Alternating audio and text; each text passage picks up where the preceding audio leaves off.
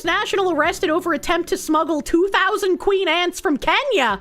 How in the world do you even get queen ants inside these tiny pill capsules is my question. Like, how do you do that without damaging the queen? Or accidentally killing it? I feel like I would just smush it on complete accident. Ants are kind of fucking delicate, man. Very carefully make them cold. You say to freeze dry the ants and then unthaw them? A Chinese national has been arrested in Kenya's main airport, accused of attempting to smuggle more than 2,000 queen garden ants out of the country. Wow. Something in Kenya actually worked. I think that's the most surprising thing about the article. Zhang Kequin was intercepted during a security check at Jomo Kenyatta International Airport in the capital Nairobi after authorities discovered a large consignment of live ants. You've been a bad girl. In his luggage, bound for China. Can you believe this? The Chinese really will steal everything! Oh my god. He has yet to respond to the accusation, but investigators said in court that he was linked to an ant trafficking network that was broken up in Kenya last year. An ant trafficking network? There are networks for ant trafficking? For what possible purpose? The ants are protected by international biodiversity treaties and their trade is highly regulated. Last year, the Kenya Wildlife Service warned of a growing demand for garden ants, specifically known as Mesor cephalotes, in Europe and in Asia, where collectors keep them as pets. Bro. As a state prosecutor told the court on Wednesday that Zhang had packed some ants in test tubes while others were concealed in tissue paper rolls hidden in his luggage. Within his personal luggage, there were found 1,948 garden ants packed in specialized test tubes. He put 1,948 fucking ants in little pill tubes? How long did that fucking take him? How many ants did he accidentally kill trying to get them into the pill tubes? What the fuck? Can we take bets that there was some sort of sounding involved? Well, it was a Chinese man, that's almost guaranteed. A further 300 ants, or live ants, were recovered concealed in 3 rolls of tissue paper within the luggage. The prosecutor asked the court to follow the suspect's electronic devices, phone and laptop, to be forensically examined. Duncan Juma, a senior KWS official, told the BBC that more arrests were expected as investigators widened their probe into other Kenyan towns where ant harvesting was suspected to be ongoing. Last May, a Kenyan court sentenced 4 men to 1 year in prison or a fine of $7,700, which is £5,800. Thank you, BBC, for trying to smuggle thousands of live queen ants out of the country in a first-of-its-kind case. The 4 suspects, 2 Belgians, a Vietnamese, and a Kenyan, had pleaded guilty to the charges after their arrest in what the KWS described as a coordinated, intelligence-led operation. An intelligence-led ant smuggling operation. The Belgians told the court that they were collecting the highly sought-after ants as a hobby and didn't think it was illegal. The Chinese ant smugglers don't want you to know this, but the ants outside your house are free. You can just take them home. Yeah, I don't know why people would specifically want this one breed of Kenyan ant. That seems like just not real. This seems like some sort of joke. What is this 1960s spy parody movie plot? Yeah, like what the fuck? You don't think there was much intelligence going around there? What the fuck? Investigators now say Zhang was the mastermind behind this trafficking ring, but apparently escaped Kenya last year using a different passport. On Wednesday, the court allowed prosecutors to detain him for 5 days to enable detectives to conduct further investigations. The KWS, which is more used to protecting larger creatures such as lions and elephants, you can't smuggle lions and elephants in your luggage! Described last year's ruling as a landmark case. The ants seized last year were giant African harvester ants, which KWS said were ecologically important, noting that their removal from the ecosystem could disrupt soil health and biodiversity. It is believed that the intended destinations were the exotic pet markets in Europe and Asia. That is very interesting that there is an entire ant trafficking mafia ring in Kenya to get these special Kenyan ants to exotic collectors outside of Kenya. But apparently, like a few weeks ago or some shit, we had like a massive sewage pipe burst and just start like piling on tens of pounds of raw sewage into the Potomac River. So I have no real clue what's going on with this. So hopefully this article has a whole bunch of information in it. It says human waste backing up in basements is a gut-churning sign of U.S. infrastructure problems. They got like a danger raw sewage sign. Man, imagine the smell. The January collapse of a pipe as wide as a car dumped so much sewage into the Potomac River that officials tracked a spike of gut-wrenching bacteria drifting slowly past Washington for weeks. prompting an emergency declaration and federal assistance. It was a disaster of historic scale. 244 million gallons, or for you guys who aren't American, 924 million liters, spilled, spotlighting the severe consequences of old, failing infrastructure. But smaller sewer overflows that draw far less notice are common. Tens of thousands occur every year across the US, contaminating rivers, flooding streets, and sometimes causing backups into homes that threaten human health. It's really one of those out-of-sight, out-of-mind problems that doesn't rise to the top until it becomes a crisis, said Alice Volpita, the Baltimore Harbor watchkeeper with the nonprofit Blue Water Baltimore. At least 18.7 million people are served by one of the roughly 1,000 utilities that are in serious violation of pollution limit. At least 2.7 million live with a system that violated federal clean water rules continually over the last 3 years, according to an Associated Press analysis of federal data. In Maryland, it is Baltimore, not the nation's capital nearby, that has seen hundreds of sewer overflows in recent years, often caused by broken pipes, tree roots, or severe storms. Cities like Houston, Memphis, and Colchia Heights, Illinois, what the fuck is that name, have reached court agreements to address their problems. And in places where sewage and rain flow through the same pipes, heavy rains made worse by climate change can make overflows to waterways more frequent and severe. Donald Trump called state and local leaders incompetent over the spill, but some experts say his administration funding cuts are adding to the national problem. Many utilities can't afford upgrades. The Environmental Protection Agency says hundreds of billions are needed over the next 2 decades. I mean, instead of spending money on DEI nonsense, couldn't you just redirect that money to the infrastructure? I feel like that's something you could probably do. We're going to see more incidents like we saw with the Potomac sewage spill, said Becky Hammer, a senior attorney with the nonprofit Natural Resources Defense Council. Ew! Ew! Oh, that's disgusting! What the fuck? In this image provided by John Craig Senatore, a sewage backup is visible in his bathroom on January 27, 2026 in Baltimore. What the fuck? What's up with his bathtub, bro? Why is it missing a whole bunch of tiles right here, bro? What's going on, man? What a load of shit. Yeah, that happens. I have never seen this before. That's kind of nuts. A neighbor's message alerted Teddy Blomquist to a potential flooding problem. Downstairs in his Baltimore row house, cloudy brown water with chunks of human waste were coming up from the shower drain. It was the 3rd sewage backup that winter, each potentially leaving behind harmful bacteria. We're taking buckets and it turns out every time someone's flushing their toilet, it's coming up, Blomquist said. It's just coming so fast. That's crazy. Imagine like one of your neighbors flushing their toilet and then their toilet waste coming up through your toilet. That's like an actual fucking hellish nightmare. Baltimore's sewer system is more than a century old, with some parts of its tangled web of pipes mapped only in recent decades.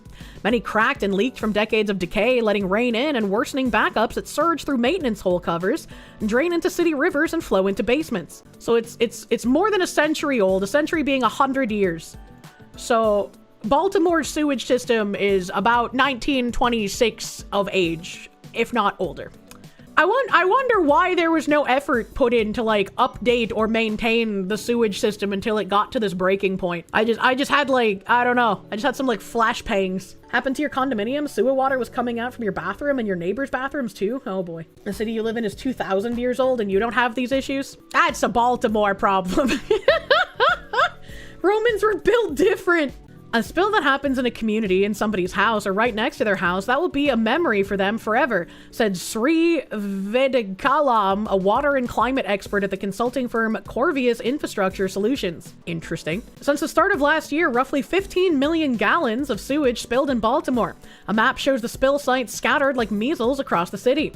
One neighbor was left with bits of toilet paper frozen into the snow in his backyard and spent the day heaving sewage out of his tub and toilet. Repairs cost thousands, including replacing his bathroom floor.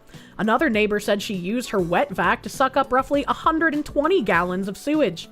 That's so disgusting. That is so disgusting, man. The city has spent nearly $2 billion over more than 2 decades under a consent decree with the federal and state regulators. They've installed new water mains, closed off outlets where sewage easily overflowed, and stopped sewage bottlenecks from occasionally forming in pipes that feed a treatment plant. Baltimore's efforts are reducing sewer overflows, but take time and must be balanced with cost, according to the city's Department of Public Works. They've made considerable progress. Sewer overflows are sharply below a rainy 2018, when their volume equaled about as much as the Potomac spill. But the city has proposed extending a deadline to complete necessary work to 2046. Damn. Workers build a coffer dam to stop the flow of raw sewage into the Potomac after a massive sewage pipe rupture in the Glen Echo, Maryland. That is insanity to me. Of course, they try to blame Trump for this. Liberals are allergic to accountability. Yeah. I don't even remember the last time anything was Republican ran in Baltimore. Officials offer up to $5,000 to residents cleaning up sewage backups after certain storms, though activists say more is needed. The city said the program is governed by specific eligibility criteria. Maryland's progress is known because it's among states that publicly report overflows. About half of states don't, according to an Associated Press review of state reporting practices. For a majority of states, the EPA recently extended a federal electronic reporting deadline from 2025 to 2028 to report overflows. The agency said extensions were needed to smooth the transition. Flooding and water quality needs over the next 2 decades have ballooned to at least $630 billion, the EPA estimated in 2024. Local residents will pay most of that. The federal government had a smaller role that's expanded in recent years, but may soon decline. The 2021 infrastructure law added billions for water needs, but this is the last year money will go out to states for loans and local projects.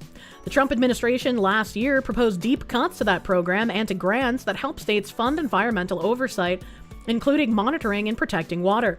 Congress rejected those cuts, preserving access to funds for Baltimore and other communities, said Maryland Senator Chris Van Hollen, a Democrat.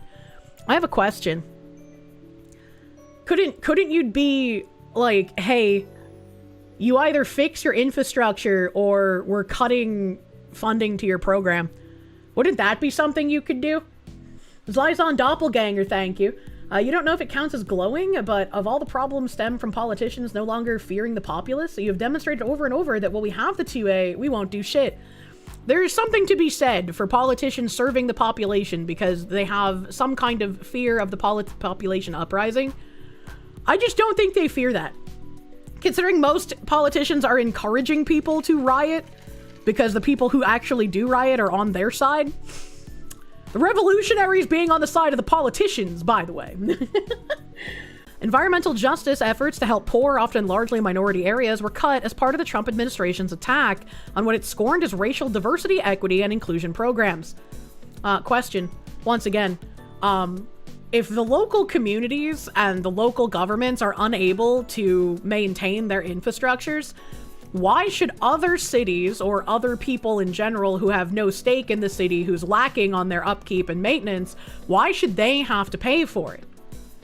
Right? Like, if I lived in, like, East Westland and the people in West Westland were unable to keep up their infrastructure, why should I have to pay for it? Right? Like, I'd be kind of pissed. Some small grants were canceled, like $14 million to install septic systems in majority Black Alabama counties where residents live with sewage piped from their homes onto their property. So were regional assistance centers intended to help small communities plan complex projects and compete for a big pool of new money. Why would the federal government give $14 million to install septic systems in majority Black Alabama counties? Why could these counties not raise the money to install their own septic systems? This is a local problem, not a federal one. One such center that served 6 Midwest states was setting up to test drinking water and clean up mold in the East St. Louis, Illinois region, said Bonnie Keeler, who led the center. That project was just one of dozens planned before the program was spiked. There are still major sources of financing. In November, the EPA announced $6.5 billion for wastewater and drinking water projects through a loan program, plus another $550 million that would be handed to the states. The loan program for states has run for nearly 40 years and provided more than $180 billion for over 50,000 low-cost loans, the agency said. The agency offers some technical assistance as well. I'm going to go back up because my brain is still churning on this thing I just read. Maybe we need to go back to the beginning. Black Alabama counties where residents live with sewage piped from their homes onto their property. First of all, imagine the smell. Second of all, that can't be legal. I don't know what, like, Alabama's laws are like, but when I was, like, actively house shopping, I was looking at a couple of properties in New Jersey because I really wanted that Italianate home. Unfortunately, I lost it, and then I would have had to live in New Jersey if I didn't lose it. So, you know, you win some, you lose some. But one of the houses that I was looking at, it had a cesspool. And I was like, I didn't know that a cesspool was an actual thing. So I had to learn what a cesspool was. Cesspools are illegal in New Jersey. But if you were the owner of a house that had one before they passed the law making cesspools illegal, your house was grandfathered in and you could keep the cesspool. And so if I were to have bought that home with the cesspool, the old owner wouldn't have to update it because they were grandfathered in. But after I bought the property, that cesspool would have become illegal because I'm not grandfathered in. I would have been a new owner. So I would have had to purchase a new septic system, whether that be getting a septic tank for my house or somehow hooking up my house to the public sewage. I don't know how that shit works. I just know that I would have had to pay for it. So if we're looking at these counties, why would the federal government pay to install any kind of septic system for any of these houses? Like, I think even if you're raising the money as a local government to give it to all your residents, that's incredibly fucking lucky that you wouldn't have to pay for it yourself. Like, if I bought a house and something went wrong with the septic system and so it was piping sewage into my yard, I wouldn't be able to cry to the government to fix it. I'd have to pay for it. So, like, what is actually happening here? Buying votes? I guess fucking so. Buying votes, same as the NG cleanups. It's all so fucking tiresome, man. Look at how blatantly they do this shit when retards like you can see this as money laundering. It's just like my brain was like, hold up, wait a minute. I'd have to pay for this shit myself. Why are they crying about the government not? Why would they not allow someone to have a well? That's kind of strange. They make wells illegal because well equals independence. They want you dependent on the system. That's so fucking weird. That's so fucking weird. Like, even with how deep blue the New England area is, there's still a lot of like self-sufficiency going on around there, man. There are still major sources of financing. In November, the EPA announced $6.5 billion for wastewater and drinking water projects through a loan program, plus another $550 million that would be handed to states. The loan program for states has run for nearly 40 years and provided more than $180 billion for over 50,000 low-cost loans. The agency offers some technical assistance as well. EPA helps invest in our nation's water infrastructure by identifying needs, funding infrastructure projects through multiple programs, and providing technical assistance to connect communities and tribes to federal funding. Blomquist wants Baltimore to pay for damages and prevent it from happening again. He had to miss several days of work after the January backup and has to replace his basement floor. Bro, I would be pissed. If the city's infrastructure failed and caused damage to my property, I would absolutely want money from the city for that. I'd be like, are you kidding me? You assholes didn't maintain this bullshit and now we all are suffering the consequences? It's been a saga and now everyone's on edge. You know, we're on our group text and people are like, oh no, it's raining, Blomquist said. I hope it's not raining considering we were talking about fecal matter overflows, man. ICE lawyer who told judge she was overwhelmed seeks new role as a lawmaker. And I'm wondering if this is ICE lawyer as in she represents ICE agents or she represents illegals fighting the ICE agents. Julie T. Lee, a former government lawyer, described in stark terms how overstretched the legal system had become during the administration's immigration crackdown in Minnesota. Now, she said, she hopes to fix the system's failures by running for Congress. Chat, you can just do things. You can just do things. I don't want to see any more of the like, my one vote doesn't matter, I can't do anything. Get involved in your local politics. You are fighting the half of the country that are, by any means necessary, we will take power and we will kill you. If that isn't encouraging you to get out and cast your vote regardless of how black-pilled you are, I don't know what can reach you at this point. Do the things. Julie T. Lee, a former government lawyer whose outburst in court last month over the torrent of litigation generated by the immigration crackdown in Minnesota drew national attention, said she plans to run for Congress. I don't remember this, chat. Did it draw national attention? I don't remember a fucking lawyer having a breakdown. I don't remember that video at all. Attorney Julie Lee told a judge it was like pulling teeth, quoting here, to get the federal government to follow court orders in Minnesota, where the Trump administration, as we've talked about, is carrying out those immigration enforcement operations. Lee apparently told the judge, in her words, the system sucks, this job sucks. I wish you could hold me in contempt so that I could get 24 hours of sleep. An NBC News review of court records shows that she picked up 88 cases in less than a month. An official familiar with the matter tells NBC News Lee's details was now over because of the comments she made to the judge. We're going to keep you posted as that story develops. Miss Lee, 47, was part of a team of government lawyers tasked with responding to numerous lawsuits filed by immigrants challenging the legality of their detentions when she told the judge that she had reached a breaking point. Well, good, because you are clearly a hater of our country. During a hearing in federal court in St. Paul, Miss Lee said she wished a judge would hold her in contempt and send her to jail so that I can have a full 24 hours of sleep. Breaking with the decorum government litigators generally display in open court, she told the judge, "The system sucks. This job sucks. You throw her in jail so she can't keep trying to keep illegals here." That'd be great. Actually, I agree with her. This week, Miss Lee announced that she had left her job and aspired to fix the immigration system's failures as a lawmaker. She's running as a Democrat for the seat held by Representative Ilhan Omar, a Democrat that has served Congress since 2019. That's terrible. I don't know what chance any kind of independent or Republican would have in this district, but you need to get fucking in there. Because having this woman or Ilhan Omar, either choice is absolutely horrendous. Miss Lee, who has never run for elective office and has not been a high-profile figure in Democratic politics in Minnesota, could struggle to pose a formidable challenge to Miss Omar, who has a broad name recognition and a strong donor base in her heavily Democratic district, which includes Minneapolis. Well, if we could actually do something and deport Ilhan Omar, then this lady might have a fighting chance. Miss Omar, who came to the United States as a refugee from Somalia, narrowly defeated a primary challenger in 2022. Foreigners should not be able to hold any kind of political office in our country. It's kind of ridiculous that they are allowed to. Miss Lee said in an interview on Wednesday that she would be more moderate lawmaker than Miss Omar, who has called for abolishing immigration and customs enforcement. Miss Lee said she began working at the immigration agency last year, partly because she was curious to see how it operated from the inside, and because she wanted to help find ways to enforce the law in an even-handed manner. It's very interesting that she's going to pretend to be more moderate right now. But the deployment of thousands of agents in Minnesota had been deeply unsettling, she said, leading her to coach her 3 teenagers on how to answer questions from ICE agents. "Even as a U.S. citizen, I was afraid that we could be detained based on how we look," said Miss Lee, who was born in Vietnam. Asked about Miss Lee, the Department of Homeland Security responded with an email noting that she was no longer working for the government agency. This conduct is unprofessional and unbecoming of an ICE attorney in abandoning her obligation to act with commitment, dedication, and zeal to the interests of the United States government, the email said. Ms. Omar's spokeswoman, Jackie Rogers, declined to comment. The Minnesota primary election is August 11th. You guys still have time. I don't know if there's a Republican running.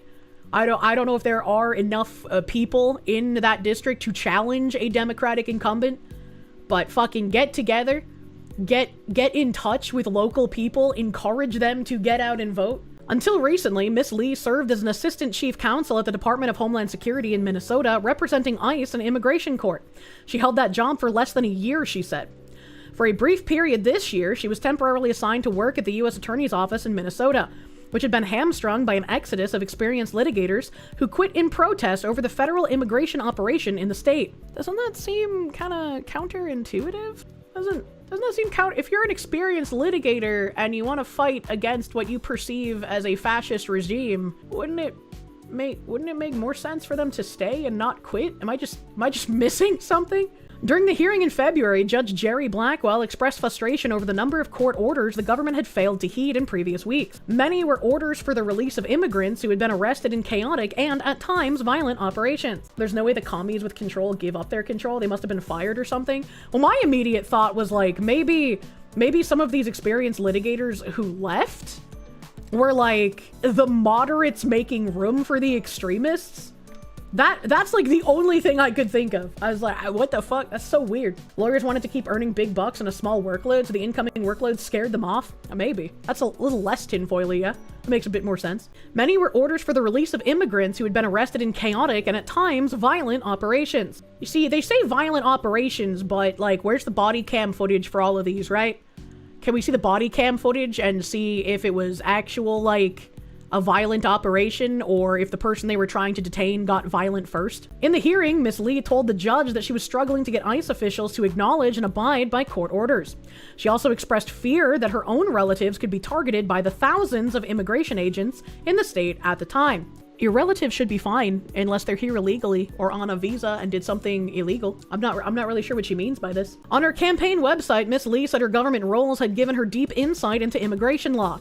It's a very complicated system, she said. Overhauling it, she added, will require a long process of negotiating and compromising. Very, very interesting, Miss Lee.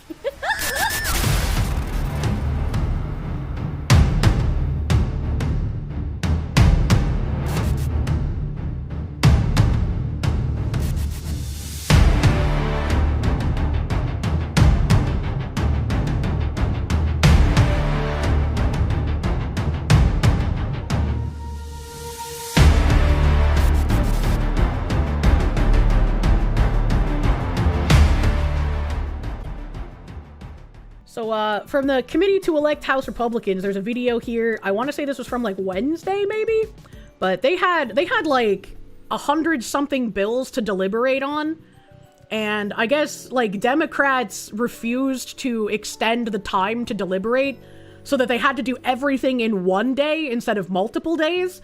And then the Democrats got angry that the Republicans were like, hey, since you decided to vote for us to not have extra time to go over these bills, we're going to vote to not have any deliberation on the bills, and you're only going to be able to present your immediate case for the bill. And the Democrats got really angry about that. They're like, there should be discussion and debate. And it's like, well, you should have voted for extra time instead of trying to play fucking speedball, you retards. Thank you, Mr. Speaker.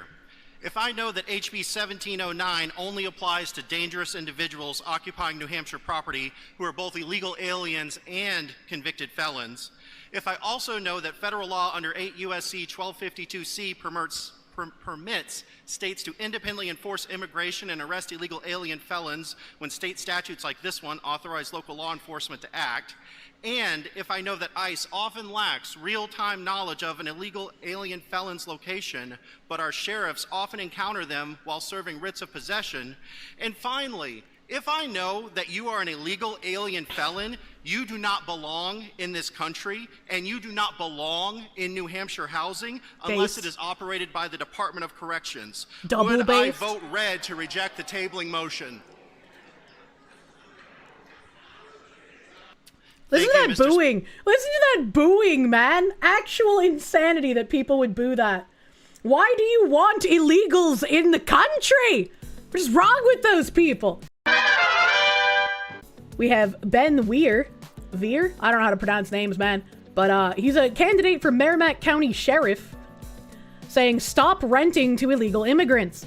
These photos are from a property I visited several weeks ago to replace some utility lines. They had been leasing this commercial unit to illegal immigrants, and at the end of their lease, the renters decided to scrap as much metal and copper that they could find. It was covered in black mold everywhere to the point that you can barely breathe. The human feces in the corner was the icing on the cake. Don't rent to illegal immigrants, not even once. And this guy, I'm assuming is the guy that was speaking, is right. They need virtue upvotes on Reddit. And it's just like, this is what you should expect, right? Someone here illegally is going to give far less of a fuck about anything. Why should they care? Like, they have no reason to care, and so why would you expect them to? This is just grody, man. Look at the mold, dude. They gutted it and turned it into an overflow toilet. Actual fucking insanity. It's disgusting. Looks like an abandoned building. And then, of course, you get the human feces in the corner. Maybe some pills over here. That looks like animal shit. What are they eating, bro? They're going to ignore immigration law. Of course, they're going to ignore property laws. Yeah, they just don't care. And they have no reason to care. A diet rich in bananas and rice will get you there. Jesus Christ.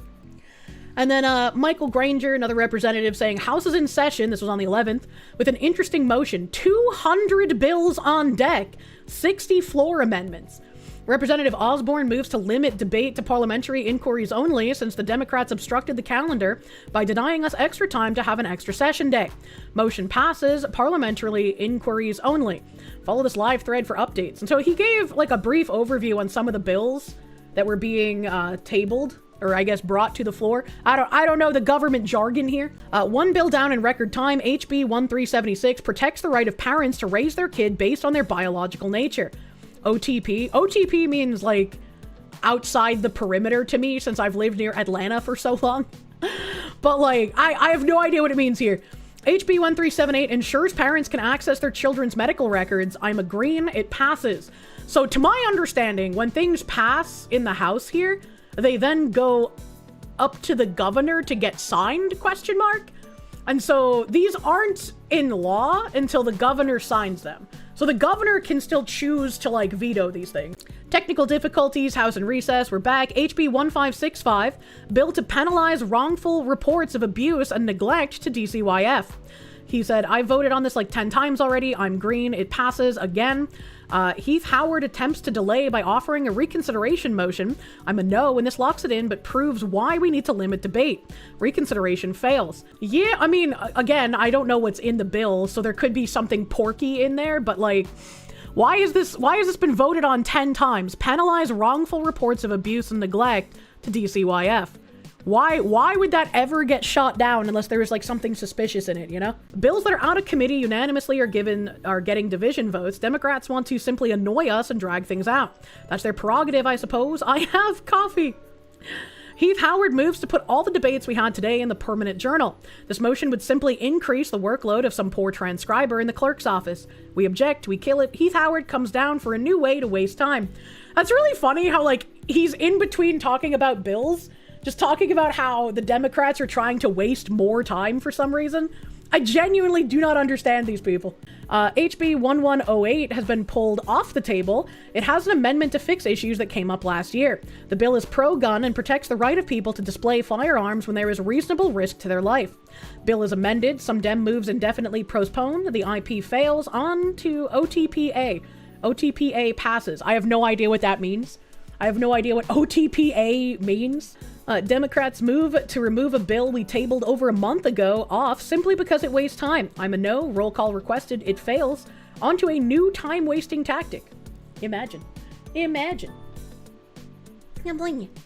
HB 1240 would treat criminal threatening with a fake gun the same as criminal threatening with a real gun. Sorry, NHLA, I support this. The victims may not be able to tell the difference. Coercion is coercion. HB 1240 passes. Dems move to remove CACR 22 from the table just to waste time.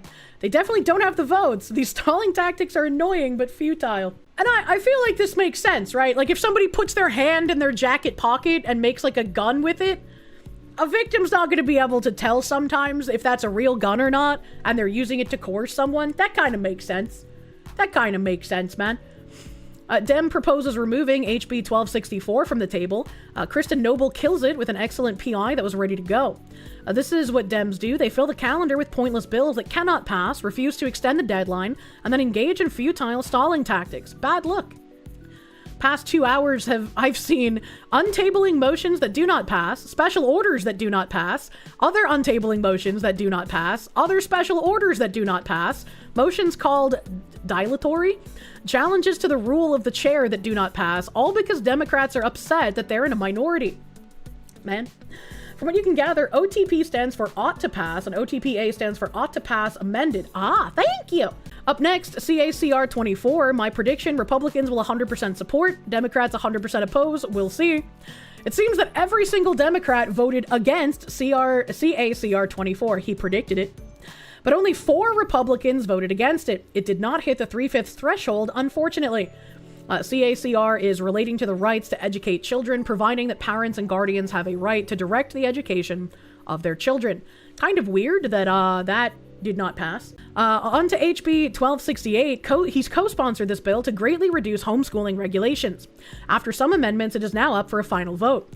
Roll call, and then HB 1268 passes. If signed, New Hampshire will be #1 in homeschool freedom. CACR 21 is important. It would amend the New Hampshire Constitution to require people to reside in their domicile shall be eligible voters. This could help solve the college student problem. This is huge for New Hampshire, and I'm absolutely in support. I didn't even realize that this was a problem until, like, we started hearing New Hampshire reps talking about people coming to college in the state, voting in like the local elections, and then also voting in their home state. Kind of a little fucky-wucky.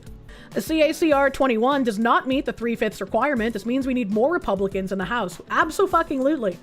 It is wild that enough people voted against something like that because you absolutely should not have out-of-state college students voting in New Hampshire elections. CACR 21 was targeted at the New Hampshire college student thing. It's going to be great. Unfortunately, it did not meet the 3/5 requirement, so it is not going forward as of right now. They were voting in New Hampshire and their home state. Sounds like fraud. No way it's legal. And yet, HB 1300, the Property Tax Protection Pledge, passes. This bill would put the question of a property tax cap on the November ballot. Amazing what Republicans can do when they work together.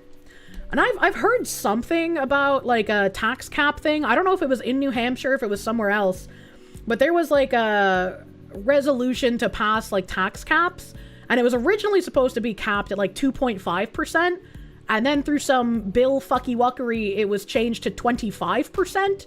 And I feel like a 25% property tax rate is insanely fucking high for a cap. Heath is once again making a dilatory, I've never seen that word before, so I'm going to stumble on it.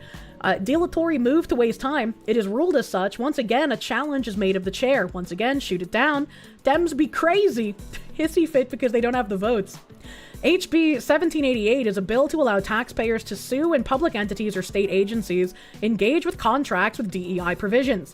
This guy hates DEI a lot. He approves and supports, and it passes. Hell fucking yeah. Imagine being able to like hunt down all of the companies that participate in DEI shit and having to actually get them to cancel. That's fucking crazy. I hope this completely passes. On to CACR 15. This would guarantee the right to hunt and fish and smack it into the Constitution. James Spillane has high hopes. Can we get 3/5 on this? No, we cannot. We need more Republicans to do that. Get involved locally, chat! Get involved locally so you can support shit like this. HB 1071 would repeal the Corona immunity hospitals enjoyed. They never should have had any to begin with. It passes, and on to HB 1117. This would allow healthcare providers to give all the options to patients. Options don't hurt. Rep. Giason steals my roll call, and it passes. New Hampshire House GOP just put a cap in your tax. I guess this is an announcement of the passing. Committee to elect House Republicans, property tax cap question coming to your November ballot. Today, the New Hampshire House passed HB 1300 to ask you, the voters, if you want a property tax cap on school district spending. Every 2 years, you'll vote in November on whether to cap your school district's tax levy. If you say yes, they can only raise it by inflation plus new construction. Real, physical, new buildings in the ground growth. Not revaluations, not reassessments, not some accounting trick where they jack up your home's value and pretend the tax hike doesn't exist. That game is over. We went after bureaucracy too. HB 1300 caps SAU central office administrative spending at 6% of total school district budgets. 6 cents on the dollar for the superintendent's office. If they're burning more than that, they cut it or they explain it to voters. Democrats tried to kill this bill twice. Democrats just love spending your money. Put a cap in your tax, or we put a cap in your ass would be a nice slogan. That would be a fun slogan. On to HB 1337. This repeals the Autism Council. No, really, that's funny. That's funny. Repealing the Autism Council is fucking House Bill Leet. That sounds like someone with autism proposed the bill, unironically. On to a banger, HB 1706. Democrats move to indefinitely postpone.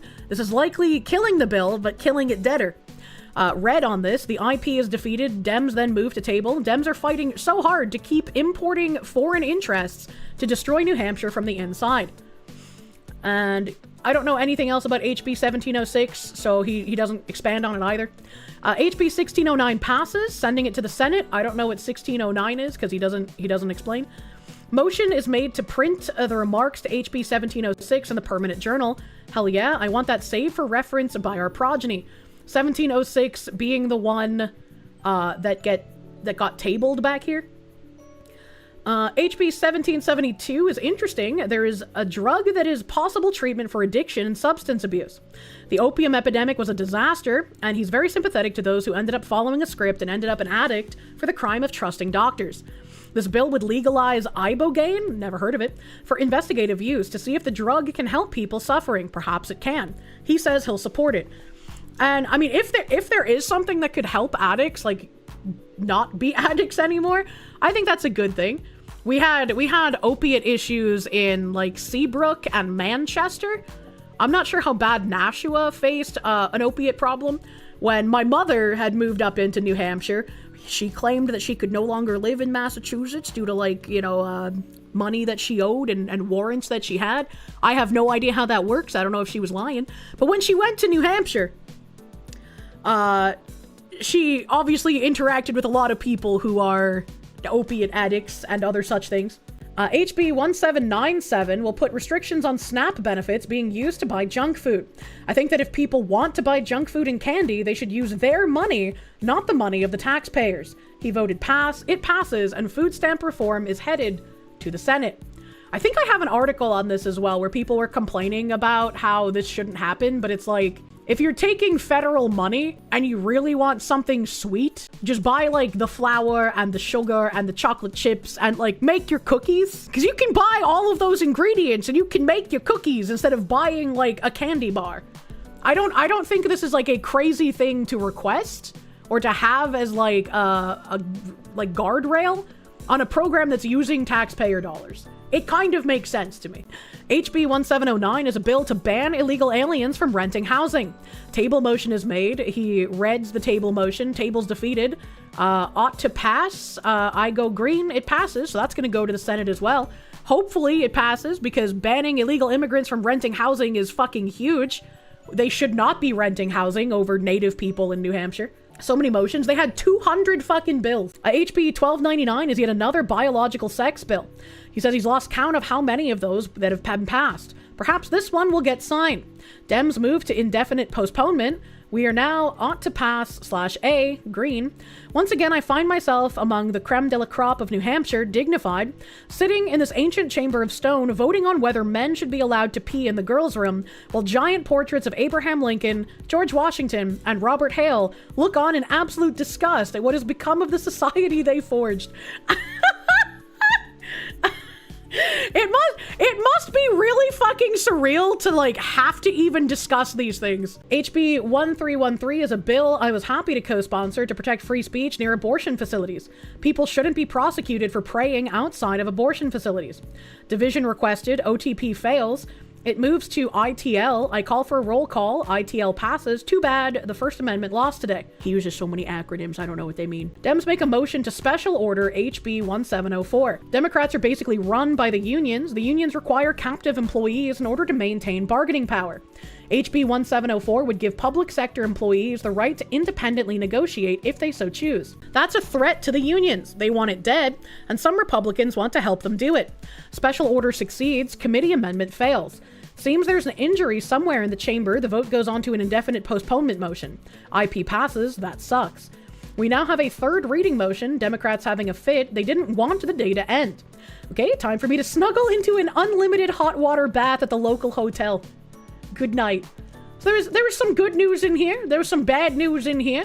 But overall, as it's pretty nice recap. I had some more here. Rep Sam Farrington. I think Sam Farrington is the guy that did the college campus carry bill, if I'm remembering right. It's official. New Hampshire House has voted to repeal the Office of Refugee Resettlement. Granite Staters first, New Hampshire first. Wonderful fucking thing to hear. Hopefully, the governor will sign this because they should not be getting money to be relocated here. Another Sam Farrington tweet saying, University of New Hampshire announces that Nadine Petty will be leaving the university at the end of the year. She previously held the role of Chief Diversity Officer. We should celebrate her departure. Petty has pushed divisive policies and messaging. She also makes $212K. That's fucking crazy. Being a racist truly pays incredibly well. I wish I could get $212 annual salary for being racist. Office of the President, dear faculty, staff, and students. I am writing to share that Nadine Petty will be leaving the University of New Hampshire in May when she and her husband relocate to be closer to family outside of New England. Since joining UNH in 2020, Dr. Petty has helped strengthen the university's commitment to an inclusive, equitable, and respectful campus community. Throughout her tenure, she has worked closely with students, faculty, and staff across our campus to develop and sustain policies, practices, and structures related to access, civil rights, and community well-being. She has chaired multiple groups, including the University Commission on Access, Belonging, and Community.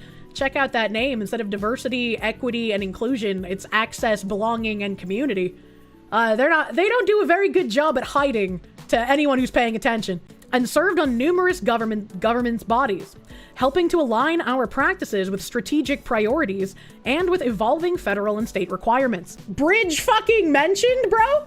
That's insane. She has chaired multiple groups, including the University Commission on Access, Belonging, and Community, and served on numerous governance bodies, helping to align our practices with strategic priorities and with evolving federal and state requirements. All these bridge letters that we had been reading up until I got like super fucking busy and so much stuff was happening that I wasn't reading the bridge weekly stuff as much. They had lawyers teaching like schools and other companies on how to reformat their DEI departments to be less noticeable. So they followed the bridge tenets of changing the name of the department, changing the name of the position, and also falling in line with federal and state requirements so that they can't be sued for practicing the DEI work.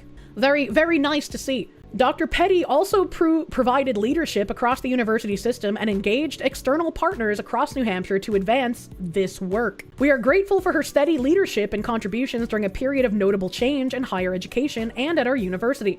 Please join me in thanking Dr. Petty for her service to UNH and wishing her and her family well in this next chapter. This transition provides an opportunity to reimagine how to best continue to promote equity and belonging across the university. Absolutely not. Fuck you. To that end, we are evaluating roles within both the Beauregard Center under Student Life and Academic Affairs to allow us to transfer priority initiatives and responsibilities to these units. Upon Dr. Petty's departure, UNH's CREO office will report for an interim period to my Chief of Staff, Tom Cronin. The CREO office remains the appropriate point of contact for matters related to civil rights, Title IX, discrimination, and ADA laws and regulations. As we make these adjustments, future resource decisions will be informed by the results of our next campus climate survey and guided by the priorities of the strategic plan. Priorities of the strategic plan. What a weird phrase. I look forward to continuing this work with all of you to ensure that UNH remains a safe and welcoming place to live, learn, and work. I very much respect the work of the Libertarian Party of New Hampshire to try and make living in New Hampshire as hostile to any kind of liberal as possible. We will get the communists out of the state, inshallah. He said, "Today I almost got removed from the New Hampshire House Chamber for trying to stop House Republicans from disrespecting the founding principles of our democracy. First, they limited debate, then they adjourned session at 9 p.m. after telling us we would be there until 4 a.m. in order to prevent any possibility of voting on Democrat-sponsored bills. New Hampshire House Republicans do not give a shit about you. They only wanted to get through their bills as fast as possible so that they could go home early.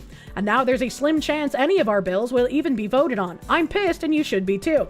Much like every other Democrat around the country, all the Democrats can do is fucking lie in the hopes that you believe their lies and get angry at the Republicans. There's plenty of reasons to be angry at Republicans without Democrats lying about them, for fucking sure. It's the Democrats who decided to not give extra time to be able to discuss all of the bills.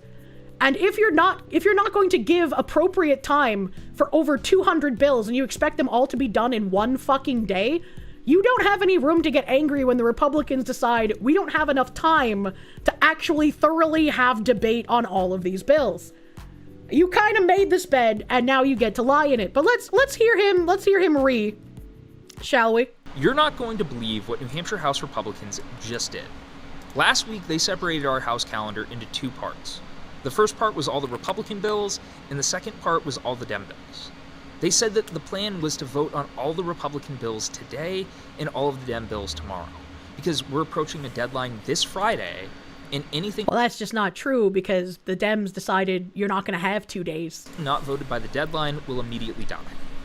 I knew that this was kind of fishy, putting all of the Dem bills at the very back, and it put us at risk of not getting a vote on them. But they just did something even worse.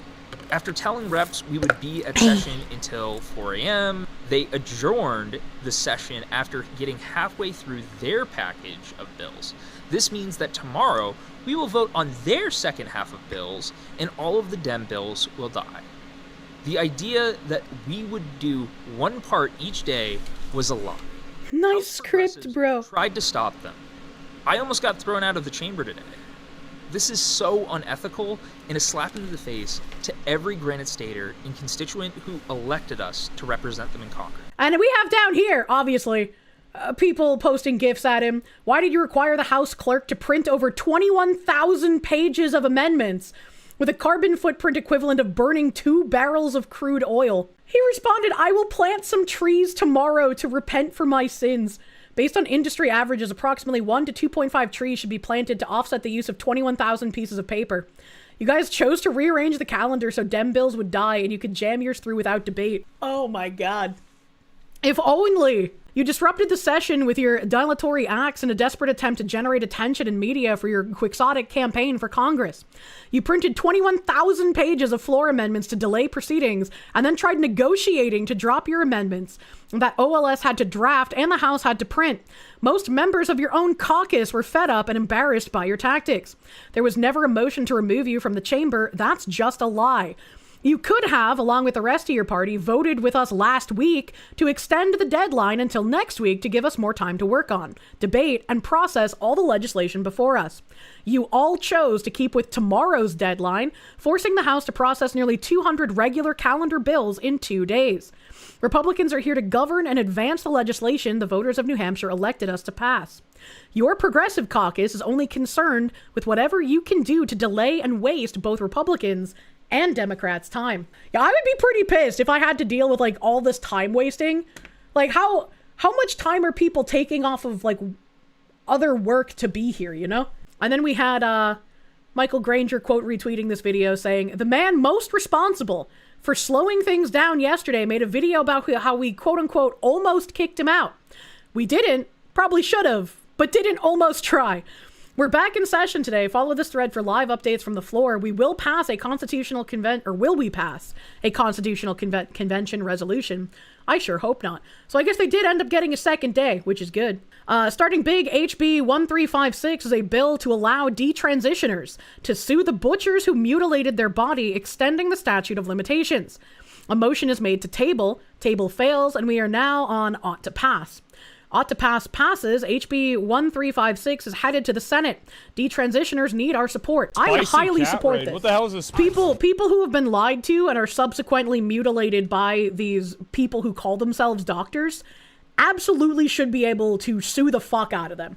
Absolutely. HB 1419 passes. This bill would set up a commission to investigate setting up separate corporate courts to make New Hampshire more attractive to businesses that normally incorporate in Delaware. I'm not a big brain on like incorporation laws, so I don't know what makes Delaware more attractive than New Hampshire. I don't know. I know Delaware is like the go-to place for incorporating for most companies, but I have no idea what like the difference would be. HB 1447 is another whack at kicking dudes in dresses out of the girls' restroom. These bills are routine at this point, despite it being insane that we would need to pass this in the first place. It passes, of course, just like all the other ones did. I wonder where they keep stalling. I wonder if it's like the Senate shooting them down, or if Kelly Iode is just not signing them. I wonder what's going on with that. Representative Wade tries to untable a minimum wage bill that was tabled. It is ruled dilatory by Rep. Cofault. We once again have a challenge to the chair. Uphold the ruling of the chair, green. The chair is upheld, and now we have motions to put things in the permanent journal from weeks ago. They're just being obstructionists. HB 1076 is a bill aimed at electronic voting machines. It allows municipalities to authorize or rescind the use of electronic voting machines as a warrant article. It passes. If you don't trust electronic ballot machines, you need to get involved in local government. True? Should get involved in local government whether you trust the electronic ballot machines or not. Be the change that you want to see, chat. Quick pitch, if you enjoy the threads and want to demonstrate your appreciation of what I do in Concord, please donate to my re-election campaign. I'm assuming these campaigns are for November. I'm assuming that's when the elections are going to be this year. I'd cover the municipal and county bills, but I don't want to bore you to death. Suffice to say, the Republicans won on HB 1066, 1076, 1113, 1131, 1137, 1184, 1195, 1213, 1224, and 1319. I have no idea what any of those are. I have no idea. HB 1355 would eliminate the town default budget. If the proposed budget fails, the town can either adopt a continuation budget based on the prior year's operating budget, or call a special meeting to present a new budget. He says he's all in. It passes. So sick of default budgets that are larger than proposed budgets. It's a scam. I think a lot would be helpful if the bills that regular humans were voting on were not worded in like legislative jargon. As somebody who is literally as locked in as possible to paying attention to political things, sometimes when I go to vote, I have to reread a question like 4 or 5 times because I'm just like, what the fuck is this asking me to vote on? What the fuck is this saying? And so I feel like if I'm getting confused at the wording of something as someone who pays a lot of attention to this, there are going to be so many people who are going to be far worse off reading that and not understanding what they're voting for. I don't know exactly how this would work because obviously the bills and amendments and shit have to be written in like the political legalese, but there should be some sort of like layman translation to explain it to the common man. Motion is made by Rep. Scully to Special Order HB 1223. Democrats inquire if this motion is dilatory. Rep. Smith asks Rep. Scully, is this your first time? Scully replies, yes, Mr. Speaker, please be gentle. Lunchtime, starting out with another attempt to remove the minimum wage bill from the table. I think we should set the minimum wage at $1 billion. We'd all be rich. That's not what we're voting on, though, so I'm a red. The untable motion fails. Yet another delay tactic. I think the minimum wage bill issue is an interesting thing because I remember back when I was like a teenager and my first several jobs were in New Hampshire. For some reason, it was much easier to get a job in New Hampshire than in Massachusetts as like a completely no-skilled teenager thing, right? And so I worked a lot over the border in New Hampshire.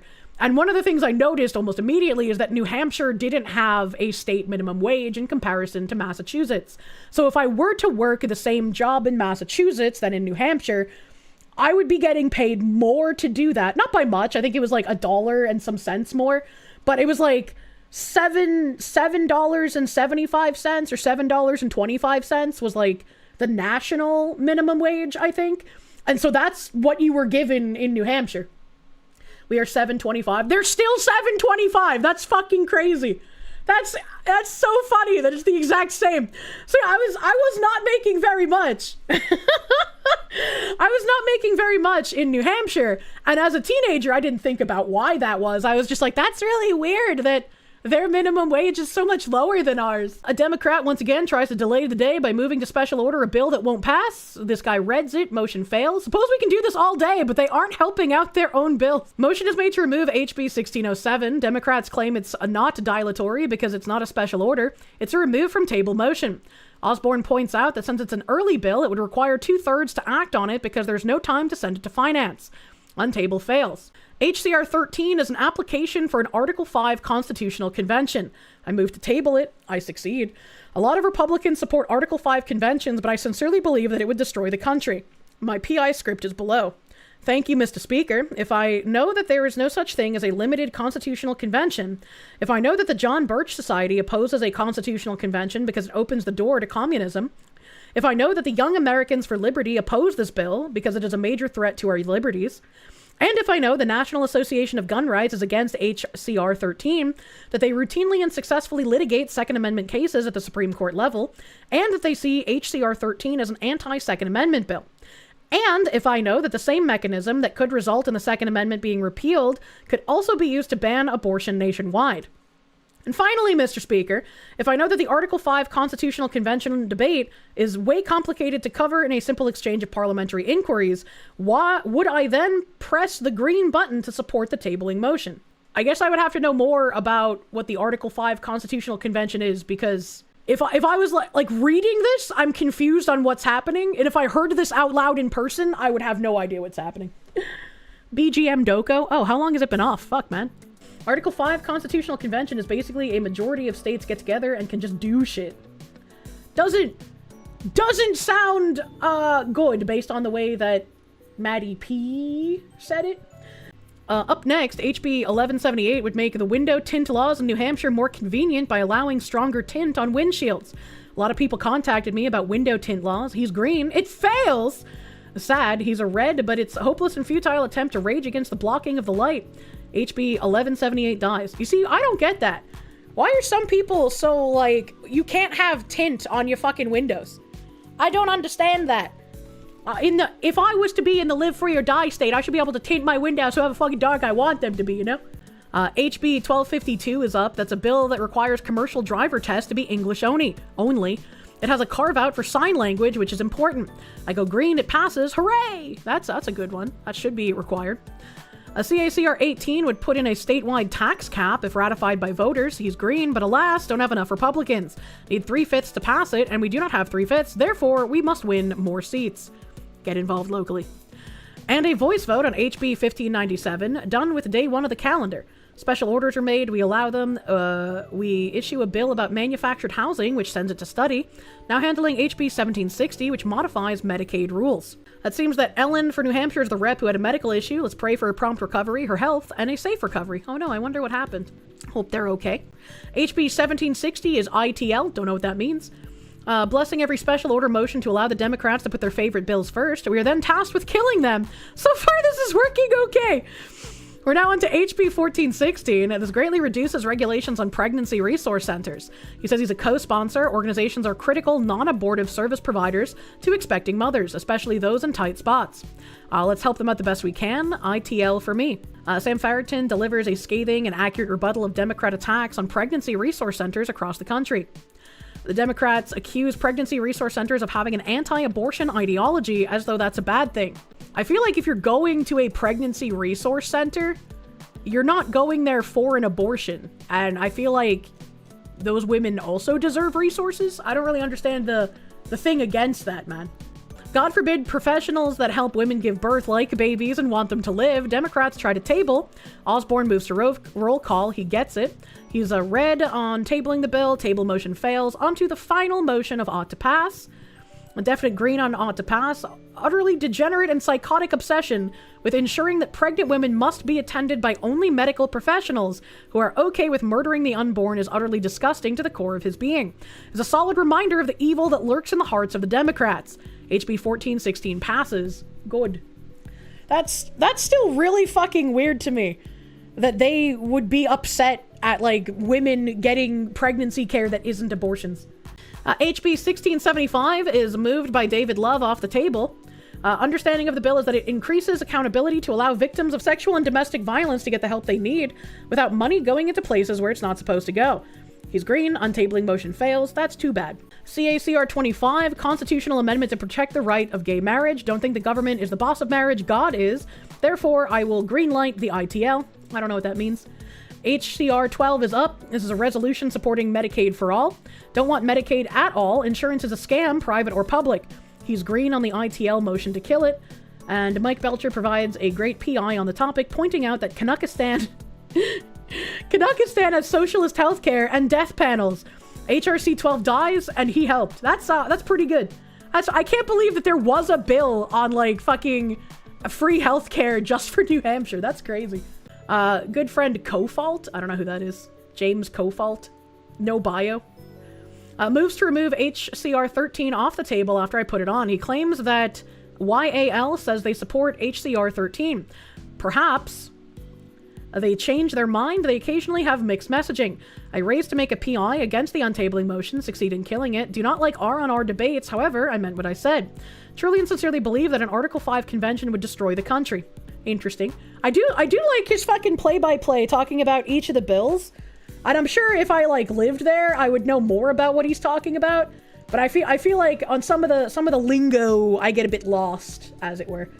Democrat argument against pregnancy resource centers is literally, and this is exact, women might think it was a real place where they can get pregnancy care, meaning abortions, they just want to kill babies. That's kind of weird. That's kind of really fucking weird, man. This woman posted this video that says, I'm at a loss for words, I really am. Stupid little idiots! They have no idea what they're encouraging and what danger they have just put themselves and others in. And I know it's always been a porn trope to like have the pizza guy come and then the woman's in like a sexy like lace and silk bathrobe or some shit. And she's like, well, I seem to have no money in my wallet and I have no credit card, but maybe I could pay for your pizza some other way. Like, that's a porn trope, right? I've never actually seen real human beings in real life do that kind of shit, you know? But apparently, these women were like, hey, would you like a tip? And gave him a very weird tip. She sounds like me. Yeah, we do this.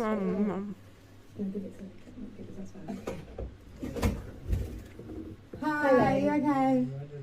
Yes, we did. Yeah. Thank you. Thanks.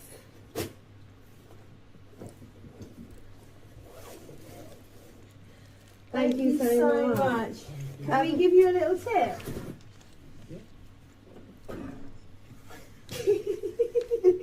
Bye. I like how he's like, wait, show me again.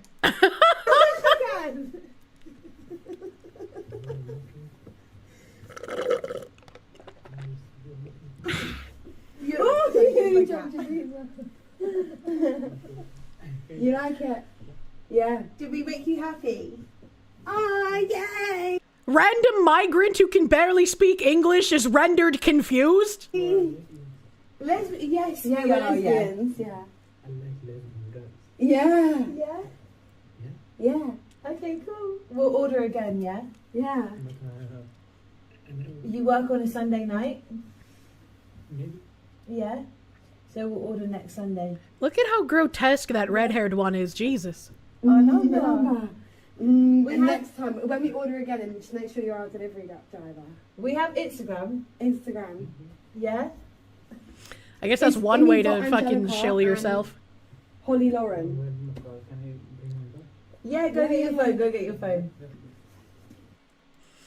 That's like when I'm too dumb to remember that I need to say that I'm like a comedian or some shit when I'm having a conversation with people. And I say, oh yeah, I do stuff on YouTube. They're like, oh my God, what's your channel? I'm like, I really like giving that out. Oh my God, your smartass would assume it's a trap. You're either losing organs or gaining an STD. If that happened to me, if I was a delivery driver, I'd be like, I'm getting my kidney stolen tonight. Am I not? Like this is weird. Kirsche, repeat after me. I'm a freelance news correspondent. Oh my God. He said, can't help but notice the active literal head of the KKK sounds significantly less hateful than certain sitting congressmen or foreign heads of state. And I had to sit here and stare at this tweet because I was like, what the fuck is he talking about? How is that even humanly possible? And then I saw the thumbnail on this little video. Some black dude interviewing, I guess, apparently the literal head of the KKK. I'm not surprised he's wearing a cowboy hat. Let's see how this goes. Robin? You actually just passed his daughter's house right here. Yeah. She lives up there with her son. Okay, so can we follow y'all? Yeah. So that's time, right? In another time, two women leading a black man to the leader of the KKK would have really bad consequences, I imagine. Rob's house. Yeah, he lives up there. He just come. Really? Really? Is he nice? Yeah. He has an accent. Can you tell He has an the accent. viewers what that place is? That right there is the Ku Klux Klan. Their whole like thing goes on. Yeah, their community. That's their community. Yeah, there's like little places. You know, I never thought about the KKK all buying houses near each other to have like a little commune, but that kind of makes sense. Because he's home. He's home? Yeah, he's home. How do you know? He has a Jeep. Can y'all please come with us? Please? Just like for 30 seconds. I really gotta go. Okay, so The black man asks the white women to come with him to the KKK house, and they decline. That's so weird that like they're more afraid of going there than he is. but we're safe though, right? Yeah, he's not gonna hurt you. They're an active like clan, but they're not like that active. They're just promoting white people or whatever. They're active, but not like still burning crosses on your lawn active. How you doing? Pull up. How you doing, Mr. Rob? Well, I do documentaries. I do documentaries. You do? Yes, sir. Fantastic. Look at that I heckin' came all the way from poppers. Texas to meet you. Texas? Yes, my name is He's got a Malik. frog. Malik? Yes, sir. We wanted to meet you, so some local girls that live here, they took us here. They brought us to meet you and stuff like that. Okay. And I just wanted to get your opinion on modern day society about this town. She just dropped you off here? Yeah. Even he's just like, hold up, some white women dropped you off here? What's going on? Kinda. How you gonna? Yeah. No. Our car is right there. She just showed us, like we followed her. He was just like, we ain't into that anymore. I don't know why they dropped you off here, young man. I got you. I thought you dropped you off. Yes, Now yes. you gotta go home somehow. Yes. Okay. All right. So, okay, go ahead. yeah. So you're was I believe the KKK leader, Yes, absolutely. or are you currently the KKK? Yes, yeah. You're currently the KKK leader. Absolutely. Yep. Okay. So can you just give us some information on that to the world that's watching? Well, ask what's your question? So does Members only. yes. I'll just read the sign. So does KKK still run around town? Well, we don't run. We got cars. Yeah. This guy, what kind of an answer is that? What do you mean we don't run? We have cars now. Like, obviously, that's not what he was asking. Yeah, I got cars. Yes. We don't run. I'm running out. Get out of breath to try to run around town. Yeah. So We the have members around Harrison. Yes. so it's the KKK clan is still active. Well, what do you mean by active? Like it's still groups, Well, yeah, meetings. absolutely. Just like if you go to First Baptist Church at Harrison, ask them if they're active, they'll say yeah. So we got memberships, just like any church might have membership in the area, and they're active. The clan leader is actually famous on Black YouTube. Gideon first interviewed him, and then every wannabe Black YouTuber went there and interviewed him. Dude is pretty chill. You think he owns a do-rag now? I think it's really cool to interview people like this, because like how frequently are you gonna get it, right? I didn't know that Gideon interviewed him though. That could be a fun interview. We're active too. We got membership. We have mailing lists. We have people we work with. Absolutely, yeah. Okay. So like, let's just say, any color of person would they be welcome to the KKK church? No. No. Okay. So it's strictly just whites. Yeah, absolutely. I mean that's kind of the point of the group, is it not? Like, I feel like you could have asked a better question of the leader of the KKK rather than, is your group still standing for the things it stood for 60 years ago? Absolutely. Okay. That's very. Very interesting, huh? Yeah. But I totally respect it, because that's y'all group and everybody has groups. Right. How long has the KKK Very respectful clan response. been I'm around? surprised. Not like surprised at that, but like usually people would hear that and be like, yeah, no, that's not really okay, you know? Like, you can do that, but I don't respect it. I wasn't expecting that kind of response. It's kind of, I'm impressed. The original. Bro didn't think he would get this far. 1865. And how long have you been the KKK leader? Since 1989. 1989. Okay. Do you have a problem with the colored people, or? Do I have a problem? Yeah. What do you mean by problem? Like problem by like. Define that word. Like I mean, like, would you be able to? I feel like he definitely could have structured these questions a lot better, because I feel like that's like the third time that the KKK guy has been like, "What do you mean by that? What are you trying to ask?" Welcome them in the town or even around you.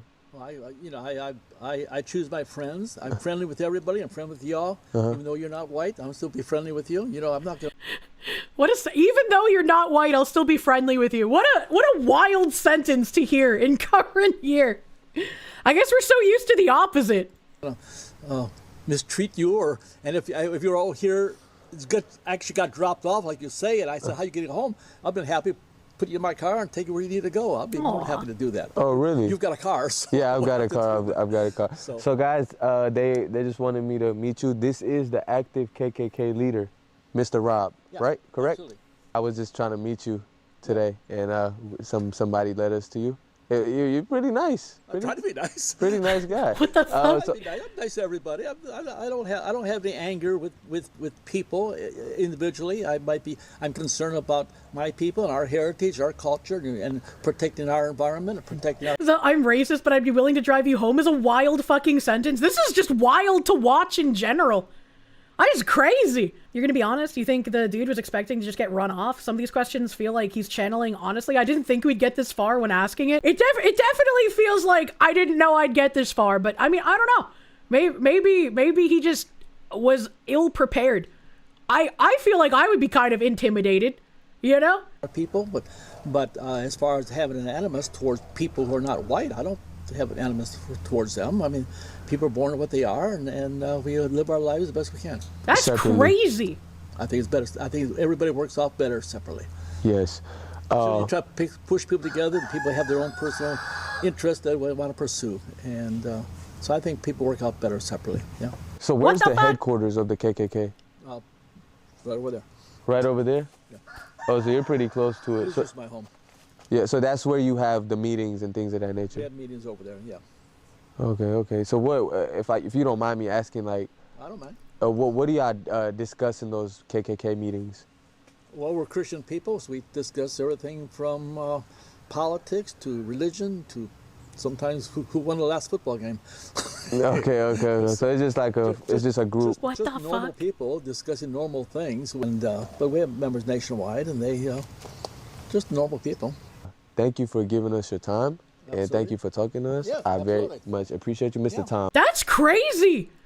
After watching that, yeah, I gotta go back to fucking Harrison. Can't help but notice the active literal head of the KKK sounds significantly less hateful than certain sitting congressmen or foreign heads of state. That's actually crazy that, like, progressives' go-to insult besides Nazi is calling someone a part of the KKK, like they've done with my name, and yet there are sitting leftist politicians that have far more hateful rhetoric in current year. That is, what kind of clown fucking world are we living in when an actual avowed out in the open leader of a racist clan sounds more moderate than sitting Democrat politicians? I don't like that world. I like when the racists are honest about how they're racist. What the fuck? What the actual fuck are we doing? What is happening? People don't seem to understand that there's tiers to racism. There's the I think you're inferior, but I don't want you dead. And then there's this race bad, they need to be genocided. And that's just 2 tiers. Most people fall into those too. I don't know. I've never thought about actually categorically ranking racism. You surprised everyone here is surprised by this? This isn't news at all to you? Well, I typically don't pay attention to anything involving the KKK. So when this appeared on my timeline, I was like, what the fuck? I know this Neoberg person is somebody that was like thanking Asmongold for his coverage. She said the remaining Iranian players have been forced onto a plane back to Iran. Suffering, torture, and possibly execution awaits them for defying the regime. Australia allowed it. I have no words. This picture will live in infamy.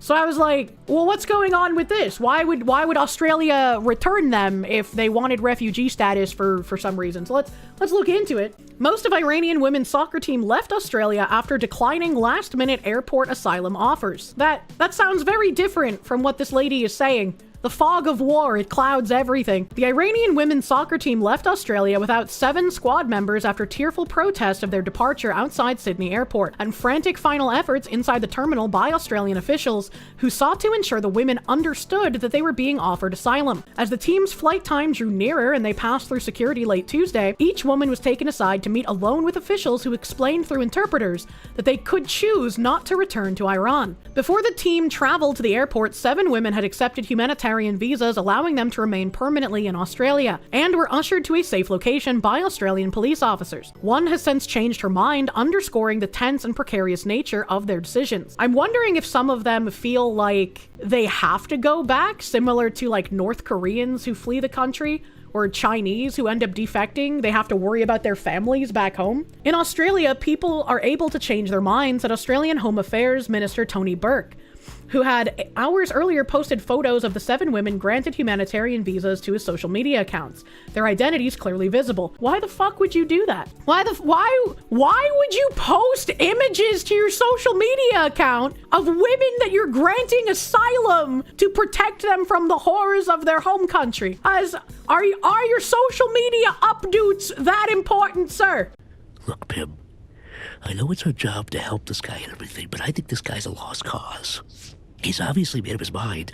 Why don't we just cut our losses and get out of here? After what Burke described as emotional meetings between the remaining women who reached the airport and Australian officials, the rest of the team declined offers of asylum and boarded their flight. It was a dramatic conclusion to an episode that has gripped Australia since the Iranian team's first game at the Asian Cup soccer tournament, when they remained silent during their national anthem.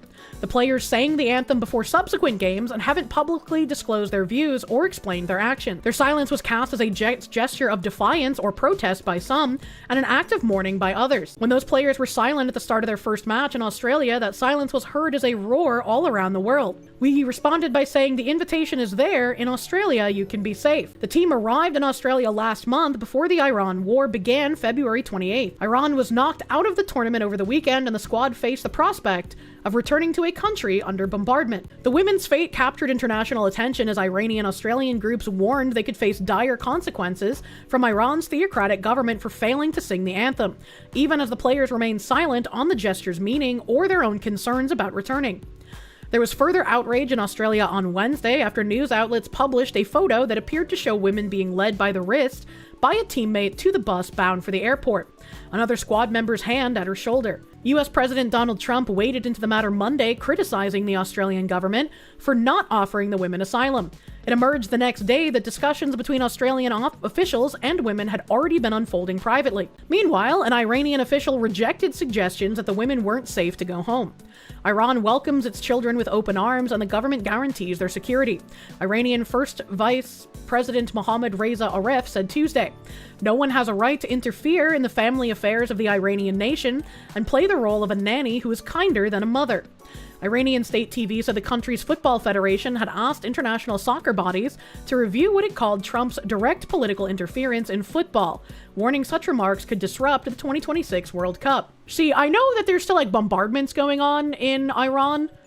Iranian First Vice President Mohammad Reza Aref, he's the guy that's supposed to be taking over after we killed Khomeini, right? You don't see any issues with punishing them for not singing the anthem. You would ask for the same here, at minimum completely stripping all awards and barred from future participation. I think that we kind of view this thing in our American bubble, or I guess Western bubble maybe, where we look at things like Colin Kaepernick and all of the virtue signaling that our football teams have done as antithetical to being an American, and how a lot of the organizations that were pushed during this turned out to be buying fraudulent things with money raised. But with Iran, it's a bit different because they actually had an oppressive authoritarian regime. And so for their team to be silent instead of singing their national anthem, it makes a bit more sense to me, especially because there are potentially grave repercussions waiting for the women who do something like that,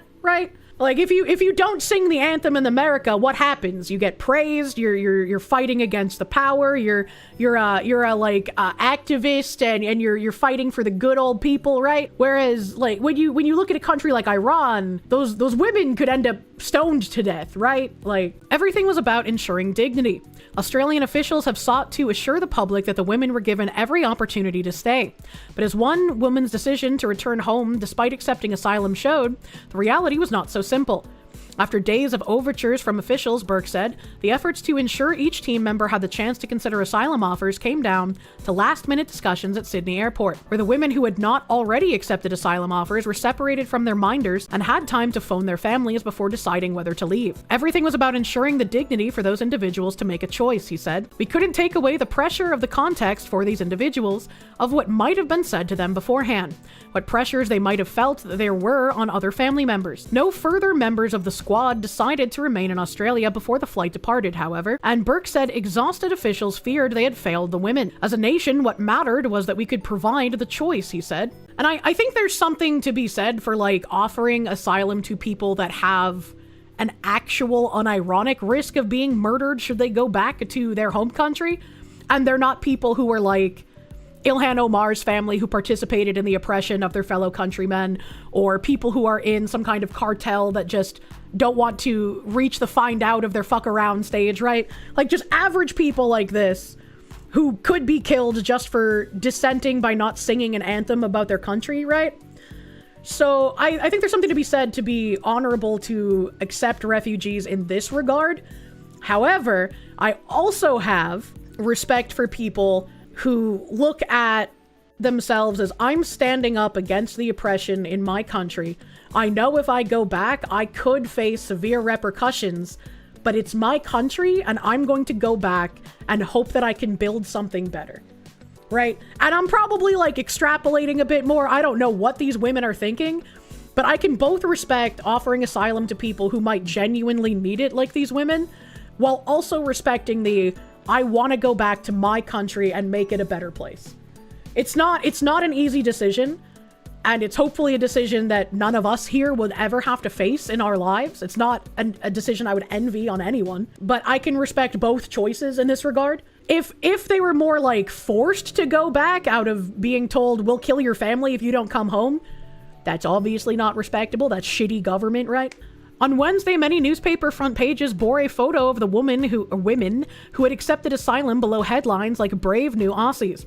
But just hours later, Burke said that one of the women would return to Iran after conversations with her departed teammate. Unfortunately, in making that decision, she was advised by her teammates and coach to contact the Iranian embassy and to get collected. What a weird way of phrasing that. As a result of that, it meant that the Iranian embassy now knew the location of where everybody was. Ooh, that's kind of weird. That's kind of suspicious. The 6 women planning to remain in Australia were immediately moved to a different location for security reasons. And hopefully that other fucking guy didn't take more pictures of them in their new location. He pledged that they would not have to fight a legal battle for permanent residency and would receive health, housing, and other support in Australia. Some of the squad, who officials said had connections to Iran's paramilitary Revolutionary Guard, were not offered visa. There were some people leaving Australia who I am glad they're no longer in Australia, Burke said. It was not clear exactly how many people were in the delegation, but an official squad list named 26 players plus coaching and other staff. Their route back to Iran is uncertain. The Asian Football Confederation, which organized the tournament, confirmed Wednesday that the squad had traveled from Sydney to Kuala Lumpur, Malaysia, where they were staying in a hotel.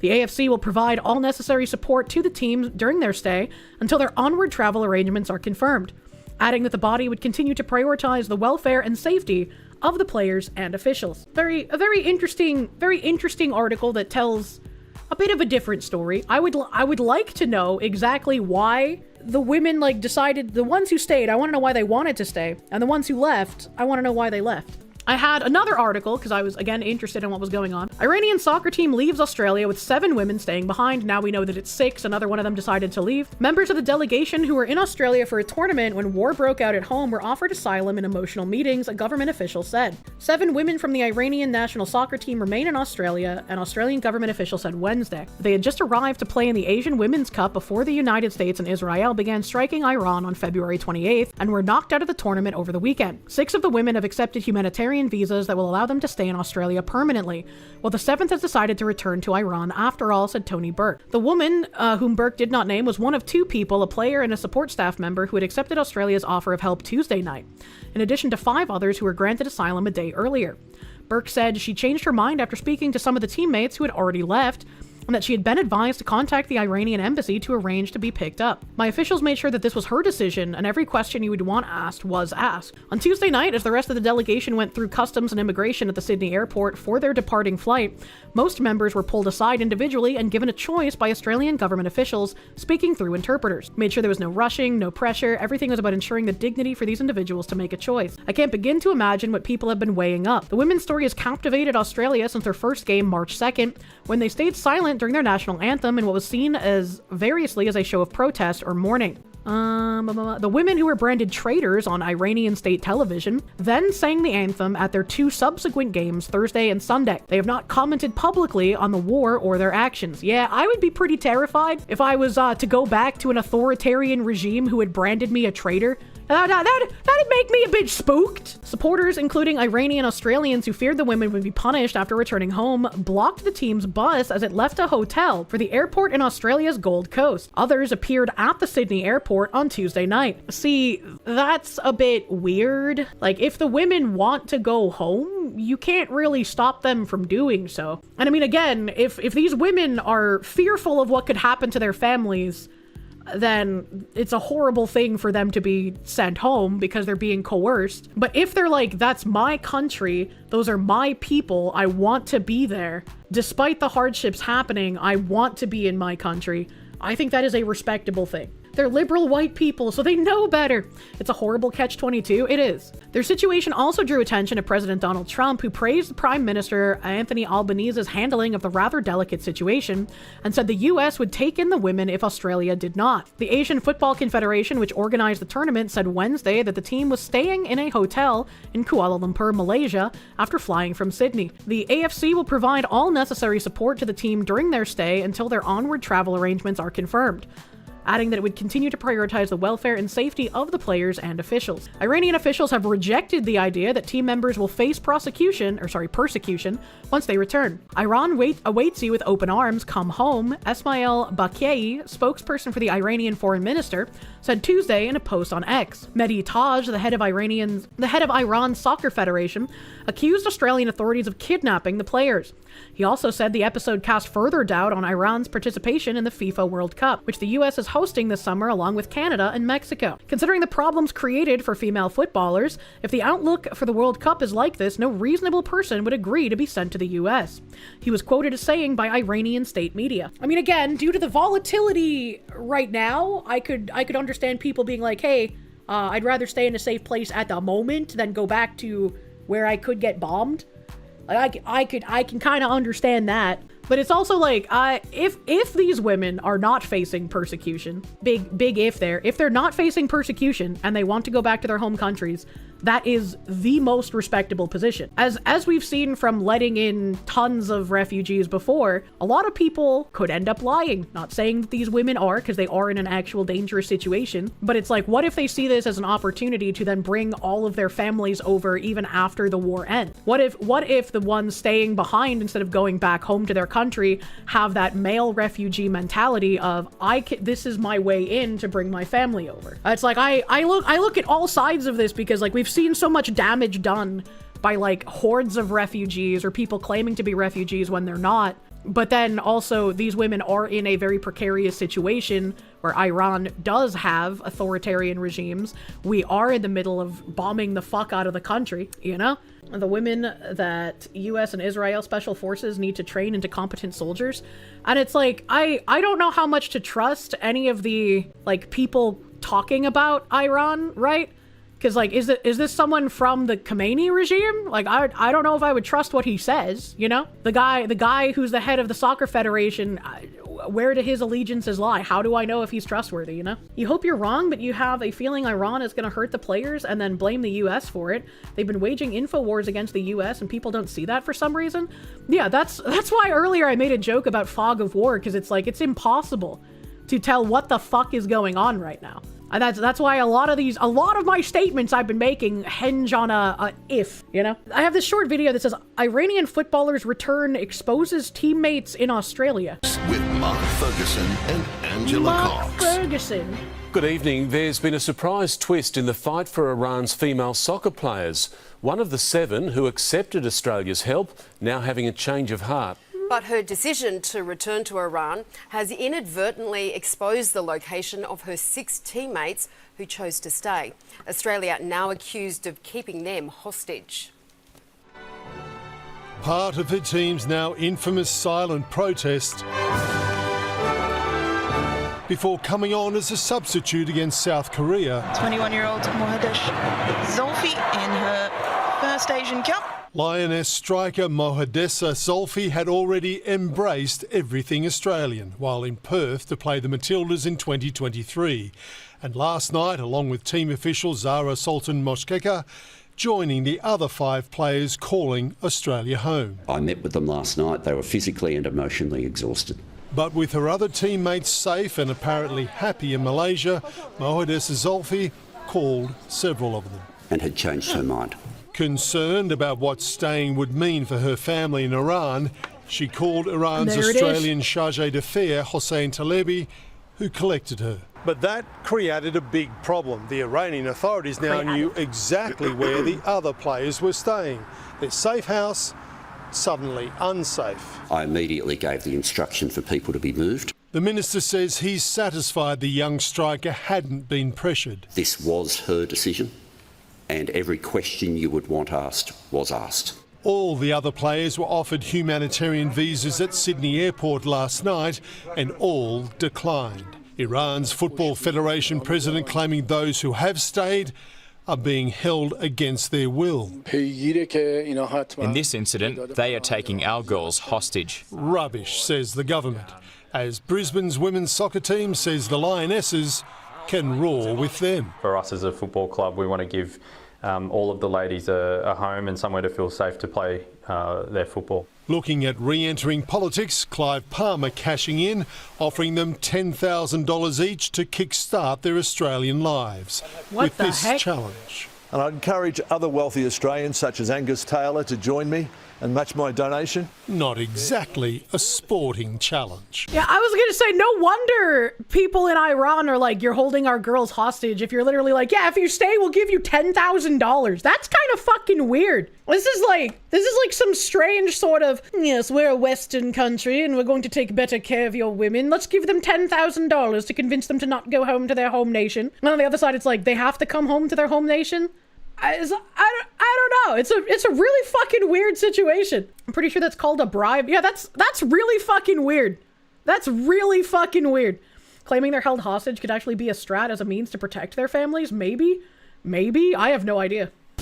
Some of the lionesses have asked for their families to be brought here too, but Tony Burke says the situation is... They have to go. They have to go. No way. No. Any players asking for their family to also be given asylum, ship them out. Don't give them $10,000. They have to go home. So dangerous in Iran at the moment that the government can't even get Australian citizens out. And while all the remaining players were offered humanitarian visas before they left Sydney last night, several members of the travelling party were not. Those suspected of being plants for Iran's notorious Revolutionary Guard. Mark Riley in Canberra, thank you. That's interesting. I didn't even think about them being plants. And just like that, you're no longer feeling bad. I no longer feel bad, and I still have more respect for the ones that got on the plane. Turning Point USA's second largest donor admits that he pulled his funding because Charlie platformed Tucker, and Tucker hates Jews. I think that's a weird reason. I don't know what Tucker thinks about the Jews, but it's like, this is part of the isolating people tactic, where if someone says something you don't like, you start taking things away from people in order to encourage them to no longer talk to that person or be friends with that person or do anything with that person, right? I think it should be fine for like Charlie Kirk, when he was still around, obviously, to talk to anyone he wanted. Like even if Charlie Kirk would have sit down and have like, I think he had a planned debate thing with like Hassan Piker, I think that should be perfectly fine. That should be perfectly fine. Hassan actually attempts to have some kind of conversation, regardless of how much I disagree with him. Unlike a lot of people that just want to like scream random shit on social media and see quote unquote debate as just a way to like get more eyes on them instead of actually have a discussion. Let's see what's going on here. About Turning Point. You were the largest donor, the biggest supporter of Charlie Kirk, of Turning Point. And then you stopped. Why did you stop? Okay, just a little history. I think I met Charlie, it was probably at a David Horowitz Freedom Center conference called Restoration Weekend. And David was very, very open, always generous with introducing new talent to... Windstalker, thank you. You have to disagree. You have to gatekeep your movements or subversives take it over. It's like any other space. Don't cancel, but don't platform. I think you are misunderstanding what I'm trying to say. And it's part of the reason that Republicans constantly lose as well, is because the left plays these divisive tactics where it's like, you guys platformed this guy we don't like, and now we're going to do everything we can to punish everyone around so that we isolate that guy. They can never get work again. They can never get paid. They no longer have friends. Maybe even their wife leaves them. And I don't like those tactics. This isn't gatekeeping your movement, because I think it's important to talk to some people and actually debunk the things they say and stand up for the things that you believe in. There are some people that are good at debate, and there are some people that are bad at it, and I think a lot of streamer debates are just for the views and not actually to discuss anything. But I think trying to isolate people and freeze them out is a very, very bad thing to do. Very bad thing to do. You can think that, like, Candace Owens or Tucker Carlson are complete, like, boo-boo, bonkers, insane, crazy people, and you can still have conversations with them, and you can showcase how they're boo-boo, bonkers, crazy people. That's not allowing them to have like a voice in your movement. That's showcasing how crazy they are, right? That's like when I interviewed that lady who wanted to set up another VTuber Awards, and she wanted to like start having a platform for VTubers to sell voice NFTs to their audience. I did an interview with her. I asked her some questions, I asked her thoughts on things, and I basically gave her the rope to hang herself so that people could listen to her ideas and see how batshit insane she was. I didn't promote anything she was doing. I didn't agree with the things that she was doing, but I gave an interview so people could hear from her own mouth the things she planned on doing in VTubing. And I think that is an important thing to be able to do. That was a fun interview. It is a very fun interview. Talking to people is how you expose the crazy and bring other people together. That's why they hated Charlie so much, 100%. And when you do this isolationist tactic of trying to make sure someone is completely isolated, no one will talk to them, no one will interact with them, they become more solidified in their beliefs, and they will become more radicalized by the isolation. And that's also how the left, conveniently, creates these mentally ill basket cases that decide to go and do crazy, dangerous things because they feel like they've been isolated. His audience, and I was very impressed with Charlie, and I became a donor, probably not his first donor. I forget the name of the... Was the guy in the clip stop donating to TPUSA because Charlie talked to a guy? Yes. Isn't talking literally the thing Charlie advocated for? Yes. And that's why I think that regardless of how silly someone's ideas are, unless you can point at them and be like, you're a brick wall, you're never going to listen to anything I have to say, I'm not wasting my time with you, or pointing at them being like, you're a clout goblin, the only reason you want to have any conversation is because you think that it'll benefit you in getting you views, I'm not going to participate in that kind of nonsense. I don't see the issue with just talking to some random fucking person. Fellow, he's no longer with us, but I became the second donor and helped the organization grow and gave him advice whenever he asked for it. So I was a member of Turning Point's the team for probably 10 years, maybe 12 years. And I supported various projects within Turning Point. I also helped Turning Point Action, which is a 501c4, gave them some significant funds to help them, to help President It sounds Trump like he get was elected. very integrated. But about, maybe it was, I don't know how Well, let many me ask you, since you're talking about support, you gave support in the millions of millions of dollars. About Millions. 5 million, would you say? It's between 3 and 5. I honestly, I'd have over to check. over a period. Over a 10-year, 12-year period. Yeah. And, but I became very He concerned. looks like an Easter Island This was statue. about Fuck, 2 I months can't unsee before it. his untimely death. I became very concerned with his giving a lot of credence to people like Tucker Carlson. And when there were big organizational meetings like Turning Point America or AmeriFest, right up on the big brochures next to Charlie was Tucker Carlson. And of course, I've been following Tucker Carlson. I used to like watching him when he was on Fox News. I liked his attitude. He's a little sarcastic. But then, for some reason, something changed, and he became, in my view, a Jew hater. I don't use the term anti-Semitic.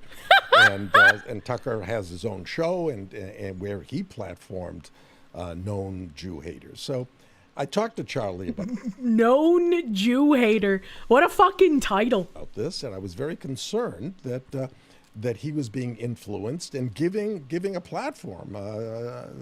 Tucker Carlson, I think, gave a keynote address. Once again, if Tucker is saying things that are wrong and crazy, would you not want him to be told that his ideas are wrong and crazy? Would you not want him to be resoundingly ridiculed by people seeing him saying wrong and crazy things? Tucker most certainly does not, quote-unquote, hate Jews. To label him that way is ridiculous, which is, again, more proof of it being isolation tactics, in my opinion. Under what conditions would he be allowed to remove funding? Would he have to wait for Tucker to be on multiple times? Would he have to wait until Charlie explicitly agreed with Tucker? I think that he can remove his funding whenever he wants, right? I never said that he has to keep funding something, but I think two things can be true at once. both that this man can do whatever the fuck he wants with his money, and two, it is very clearly an isolation tactic. It's very clearly a, hey Charlie, I'm not going to fund you anymore if you talk to Tucker. Once again, very clearly an isolation thing. Look at what happened with, like, Kanye said some crazy shit, but look at all the repercussions for the crazy shit that he said. Tucker holds a very Christian view of treating everyone as individuals and not to denigrate the entire group, which should be what everyone wants, right? You shouldn't denigrate an entire group for, like, dealings of an individual, right? This guy is angry at Tucker, saying that what Israel has done in Gaza is morally bad. Once Israel dragged us into more military action, Tucker went against that, and the Jew hatred calls came out even more. That seems kind of silly. Him pulling support happened ages ago. He pulled support before Charlie died. This video is after. I don't know when this video came out. It just said he admits he pulled his funding because Charlie platformed Tucker and Tucker hates Jews. The video came out pretty recently. So it wasn't publicly announcing it, but it was just like backroom blackmail. I'm no stranger to that. I unfortunately, Tucker is obviously not anti-Semitic. I think that I'm just going to have a very poor opinion of this because isolation tactics have been used against me for years. Not even by people like recently, but by people that I thought that I could trust. When Charlie died in September, text messages showed that he was upset at donors pulling out because he invited Tucker. This interview is confirming it. I do remember those text messages, and I remember at the time also saying that that's fucked up that people were threatening to pull funding because of talking to that guy.